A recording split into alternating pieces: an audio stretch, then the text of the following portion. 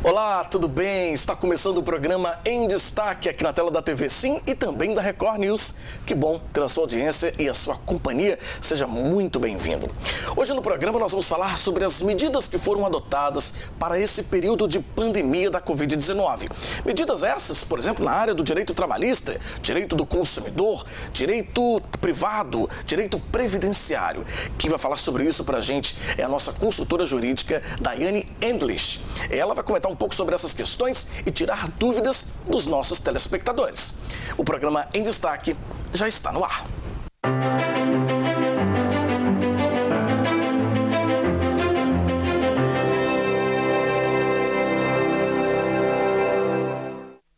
Seja mais uma vez bem-vindo ao programa Em Destaque, você que nos acompanha pela TV Sim e também pela Record News.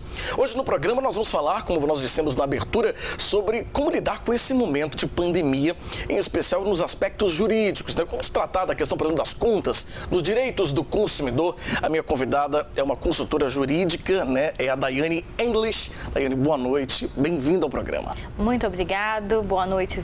Fabiano, agradeço pelo convite, é um prazer enorme estar aqui nessa noite para falar dos assuntos tão importantes, né, como os direitos do consumidor, direitos trabalhistas, previdenciários, né, para que a população fique sempre mais informada. A gente que agradece o carinho, a sua presença aqui também, Daiane.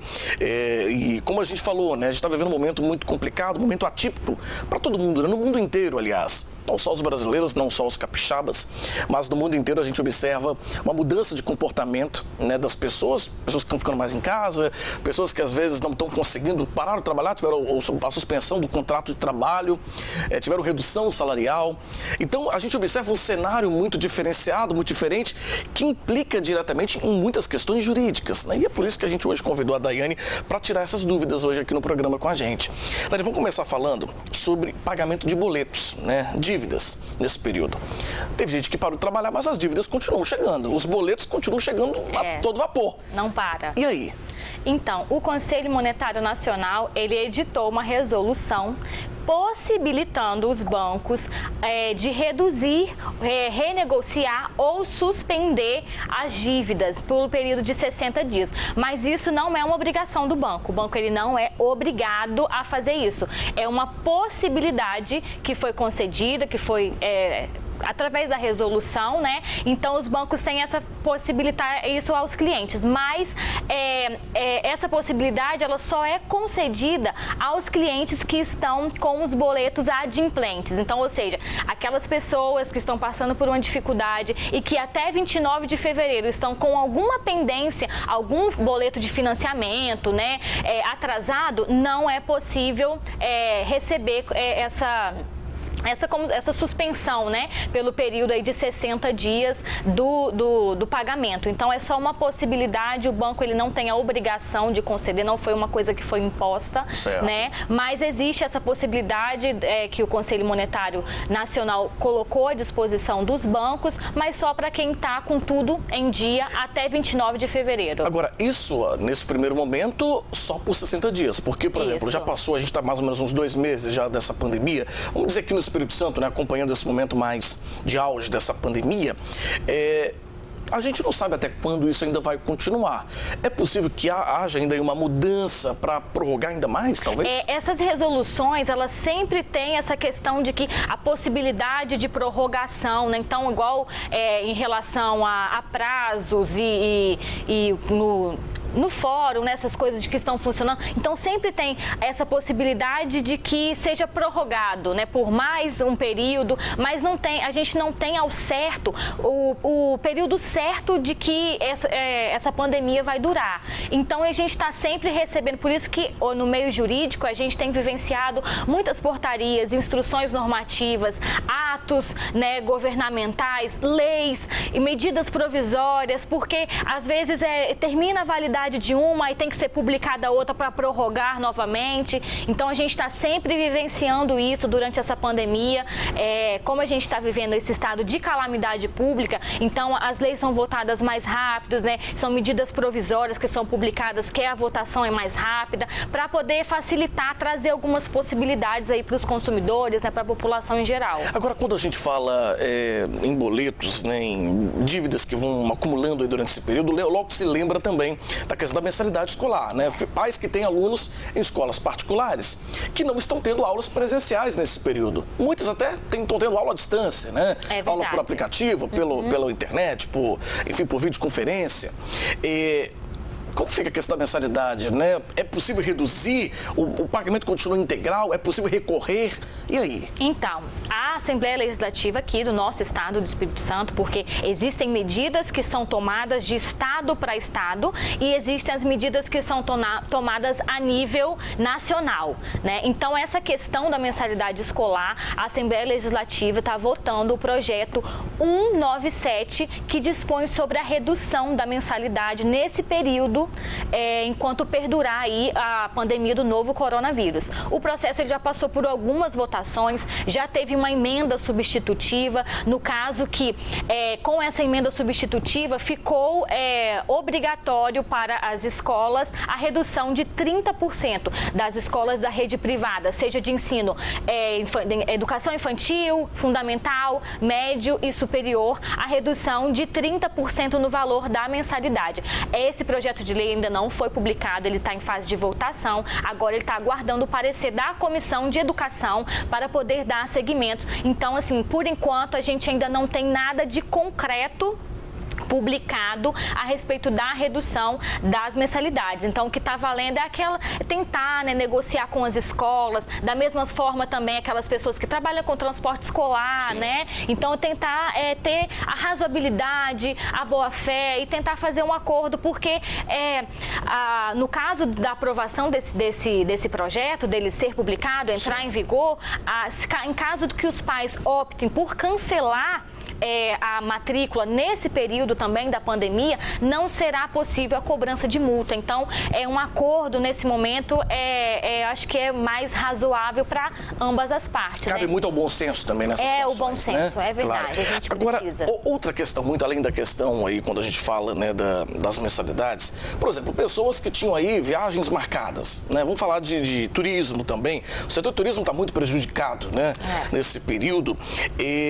Como fica isso também? Porque você tem aí o custo da passagem, tem a reserva do hotel, enfim, tem pacotes de turismo. O que fazer nessas situações também?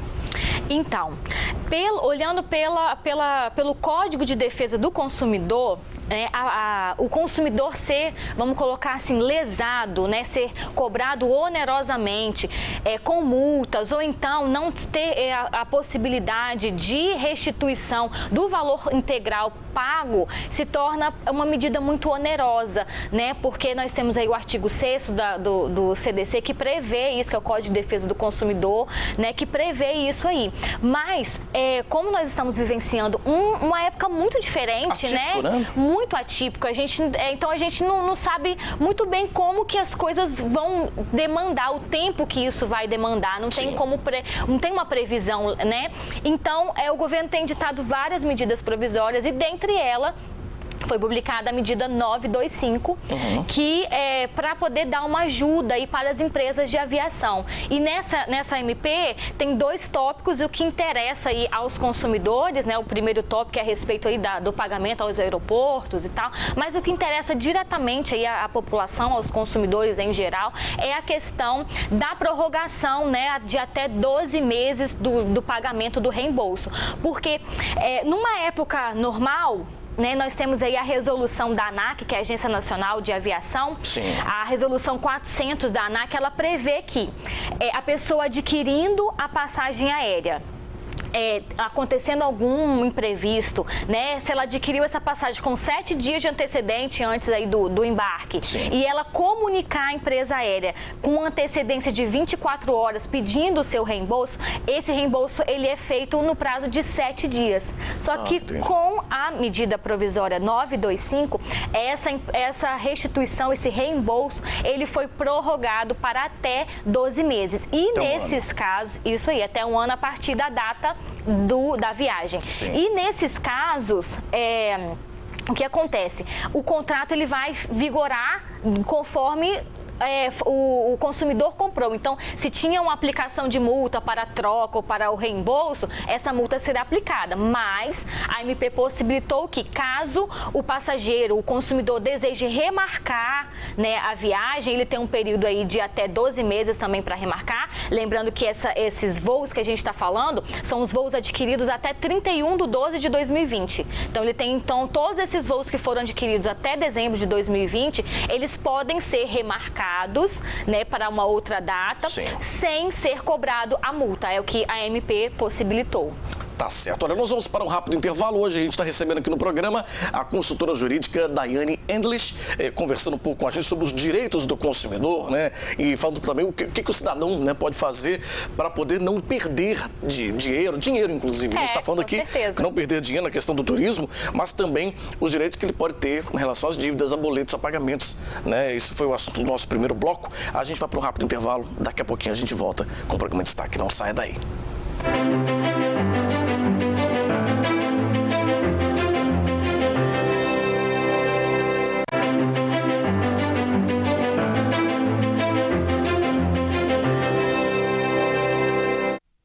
Estamos de volta com o programa Em Destaque, hoje recebendo a consultora jurídica Daiane Endlich, conversando com a gente sobre os direitos do consumidor, né, e outros direitos também nesse período de pandemia do novo coronavírus, da Covid-19, que tem mudado a rotina, mudado a realidade de todo mundo, né? Daiane, no bloco anterior nós falamos alguns direitos do consumidor. Agora eu queria começar perguntando sobre pessoas, por exemplo, que ainda não têm a casa própria, por exemplo, então a vivenda de aluguel, né? Essas pessoas também estão com dificuldade para pagar, né, honrar seus compromissos ali do aluguel. Tem algo voltado, o governo decidiu alguma coisa para ajudar também essas pessoas?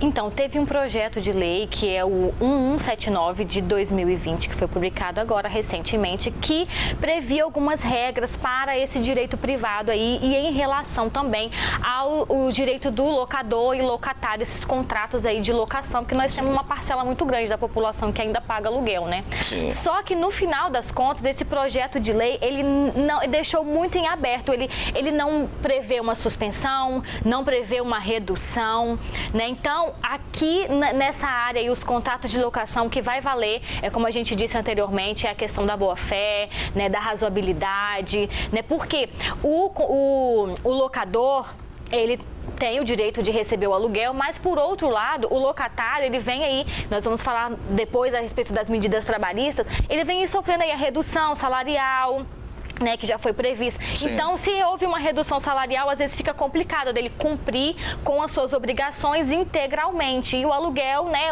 geralmente é a obrigação principal, né, uma das mais onerosas, sim, né? Aí, se colocando na ponta do lápis aí da soma, né, entra com mais peso, né? Então, o que a gente orienta, né, é que eles tentem fazer um acordo, né, locador, locatário ali, porque o locador se perder o imóvel agora, e também o que esse projeto de lei preveu é que durante esse período aí da pandemia, as ações que foram ajuizadas a partir de 21 de março de 2020, ações de despejo não podem ser concedidas liminar. Então o processo vai ter que tramitar, né? Nós temos aí prazos suspensos na justiça, retomando aos poucos e mais através do trabalho remoto, né? Teletrabalho e tudo mais. Então o que vai prevalecer é a razoabilidade, a boa-fé e tentar um acordo vai ser a melhor solução aí, tanto para o locador quanto para o locatário. Outra questão, quando a gente fala de energia elétrica, né, as pessoas também, a gente sabe que a energia elétrica acaba ocupando aí uma grande parcela, né, dos gastos, né, das famílias também. E muitas pessoas estão com dificuldades para pagar a conta de luz, né, a conta de energia. Como que fica a questão da energia elétrica? Algo para beneficiar o consumidor também nessa área? Então, os que foram beneficiados foram aquelas pessoas que são consideradas baixa rendas, que têm acesso, né, à tarifa social de energia elétrica, que tem um consumo de até 220 kW por mês. Tanto que para isso, né, foi publicada a MP 950, prevendo a suspensão por 90 dias do pagamento da energia elétrica. Mas as pessoas, os consumidores que foram beneficiados, né, foram aquelas pessoas que fazem parte aí da tarifa social de energia elétrica, que participam aí do programa social, né, e são aquelas pessoas consideradas baixa rendas e que têm um consumo de energia elétrica de até 220 kW. Então, essas pessoas terão a possibilidade de da suspensão do pagamento durante 90 dias. Agora, outra questão, por exemplo, a gente tem observado que o governo tem tomado também algumas medidas para preservar empregos, por exemplo, né? E também ajudar os empresários a não fecharem as portas, porque a gente observa, no momento de pandemia, todo mundo em casa, né? Quase ninguém podendo trabalhar, pouco comércio aberto. Está sendo complicado para todo mundo, né? Eu penso.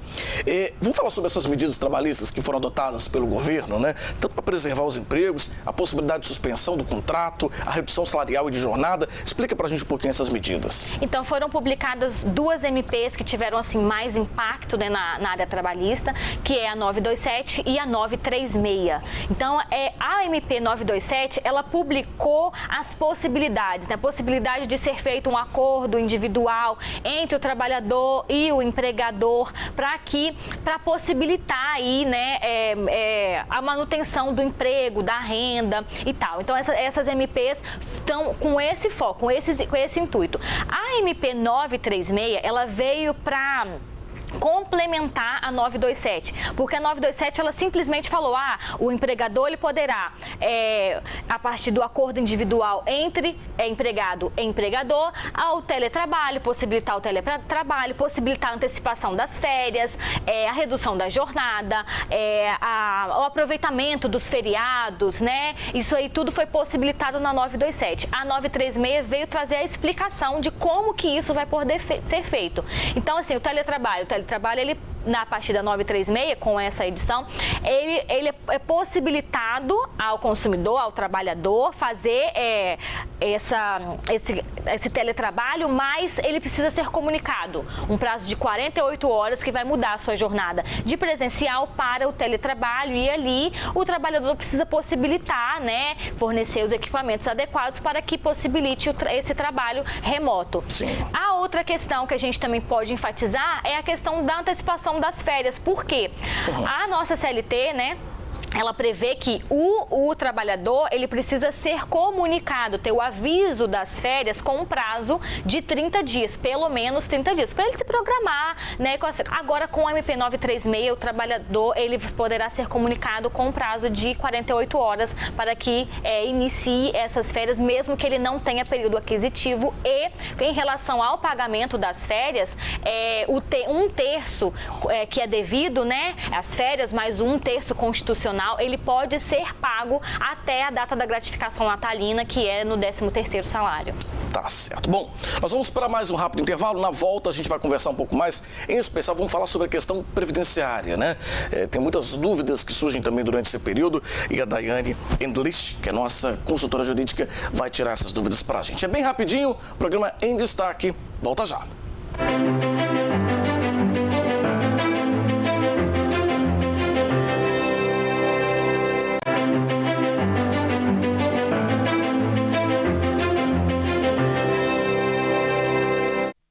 Nós estamos de volta com o programa, hoje recebendo em destaque a consultora jurídica Daiane Endlich, conversando com a gente sobre a questão dos direitos do consumidor, né? Enfim, direitos durante esse período de pandemia que a gente está vivendo.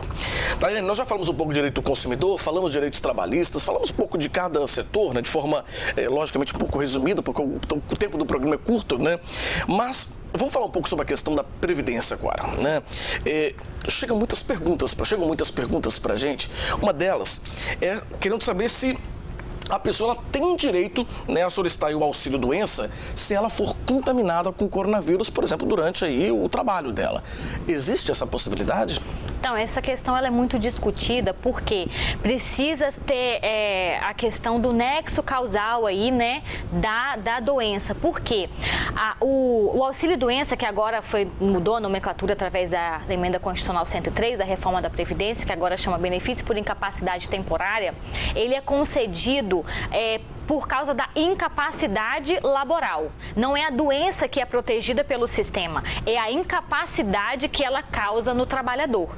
Então, o auxílio-doença, né, o benefício por incapacidade temporária, ele é concedido a partir do 16º dia. Os 15 primeiros dias de atestado, ele é de responsabilidade do trabalhador.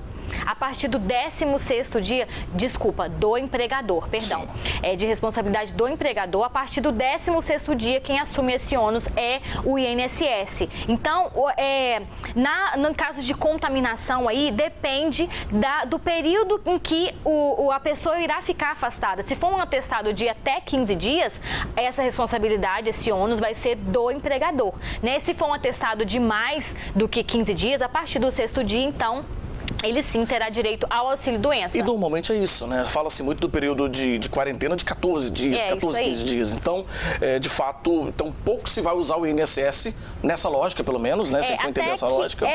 Foi até vinculado uma matéria de que pelo presidente ali, o secretário-geral da Previdência, de que o INSS arcaria também com esses 15 primeiros dias. Sim. Foi uma notícia que foi vinculada, mas para isso acontecer, precisa de um projeto de lei ser aprovado, né, para que isso entre em vigor, porque senão a gente tem que seguir aí os parâmetros da 8.213 e da lei aí da 13.979, Sim. que previu aí as medidas a ser tomadas nesse período da pandemia do coronavírus. Agora, uma questão que às vezes fica muito em dúvida é a questão do trabalhador informal, porque no caso do trabalhador empregado, Sim. né, ele tem ali, o ônus é do empregador de suprir essa necessidade. Sim. E o trabalhador informal, ele já não tem essa possibilidade, porque a simples suspeita do vírus, eles não gera o direito a ele a encostar, né, digamos Sim. assim, pelo INSS, nessa linguagem mais popular. Agora, ele sendo contaminado pelo vírus, sendo comprovado através do laudo médico, digamos aqui do trabalhador informal, né? Através dessa comprovação, ele pode sim ter direito, preenchendo os demais requisitos, se ele for contribuir com o INSS, tudo bonitinho, né? Porque a Previdência Social, ela é contributiva. Sim. Então, ele tem direito a receber, caso o atestado dele seja acima de 15 dias. Agora, mudou também a forma aí do atendimento, né, e da solicitação dos benefícios? Teve alguma mudança para esse período da pandemia?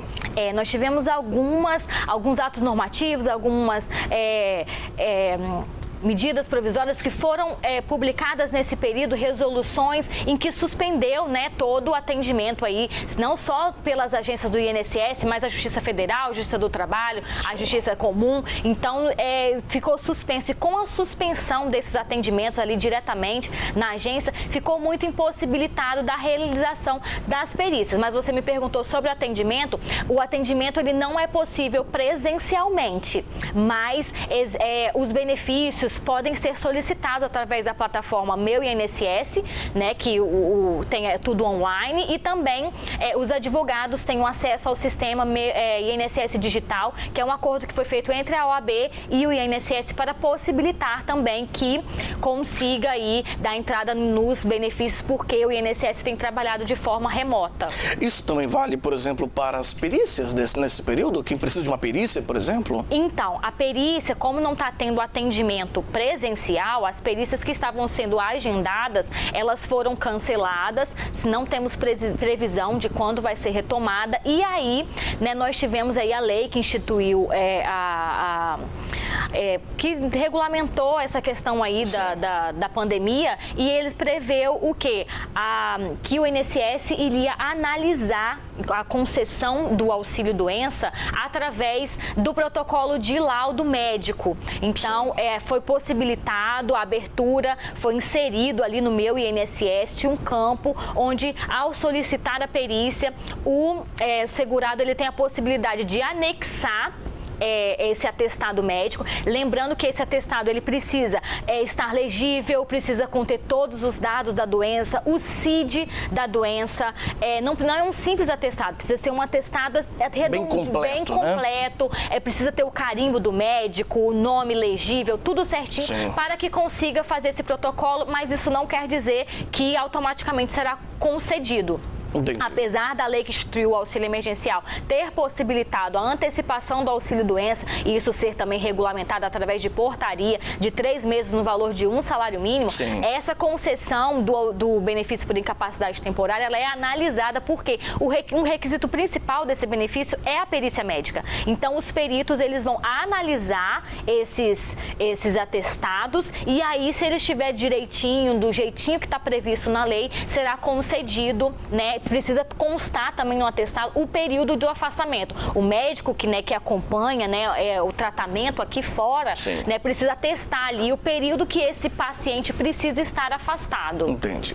Bom, infelizmente o nosso tempo já está chegando ao fim. Eu quero agradecer muito a Daiane Endlich, consultora jurídica, tirando dúvidas hoje dos nossos telespectadores, da gente, né, sobre essa questão do período de pandemia. Como ficam todas essas questões que nós tocamos aqui, né, a questão do direito previdenciário, né, a aposentadoria, enfim, direito de licença, né, para saúde, de problema de saúde, afastamento, né, direito do consumidor, enfim, tantos outros assuntos. Eu quero agradecer muito. Daiane, muito obrigado, viu? Foi um prazer te recebê-la aqui. Eu que agradeço e foi um prazer enorme poder trazer um pouquinho aí de conhecimento, esclarecer um pouco mais a população. Muito obrigado. Os nossos telespectadores que agradecem, né, porque ficam em casa, isolados, mas bem informados, né, com as informações que a gente tenta trazer todos os dias aqui no programa Destaque. A você de casa, muito obrigado pela audiência, muito obrigado pela sua companhia. De segunda a sexta, às 8h30 da noite, a gente se encontra na Record News e às 9h30 da noite a gente se vê na TV Sim. Lembrando que você pode entrar nas redes sociais e ficar por dentro de tudo que acontece aqui no programa Destaque. Segue a gente lá no Instagram, @Programa em Destaque. Me segue também lá no Instagram, acompanha a gente, @Fabiano Rossi. Um abraço para você e até o nosso próximo encontro.